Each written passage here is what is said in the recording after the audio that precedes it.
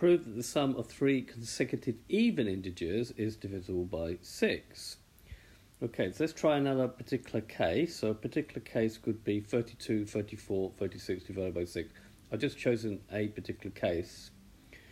That gives me 102 divided by 6, and I get the answer 17, which is an integer, so 6 goes in exactly.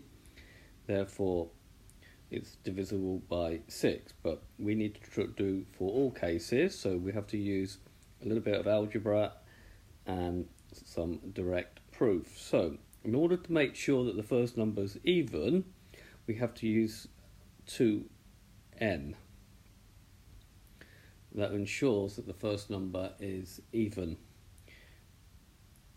And then the second even number will be 2 more on from 2n, which is 2n plus 2. And the third one will be 2 more numbers on, which is 2n plus 4. So if we do 2n, we now add them together, plus 2n plus 2, plus 2n plus 4. So we've got 2n plus 2n plus 2n, which makes 6n. And then we've got 2 plus 4, which makes 6. We can factorise this as a common factor of 6. The 6 will come out and it becomes n plus 1. This is a multiple of 6. Doesn't matter what n plus 1 is, because we're multiplying by 6, it means it is a multiple of 6.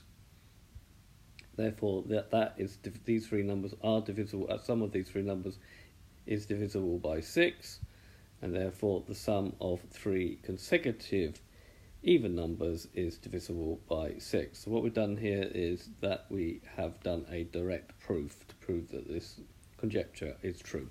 I hope you've understood, and I thank you very much for watching.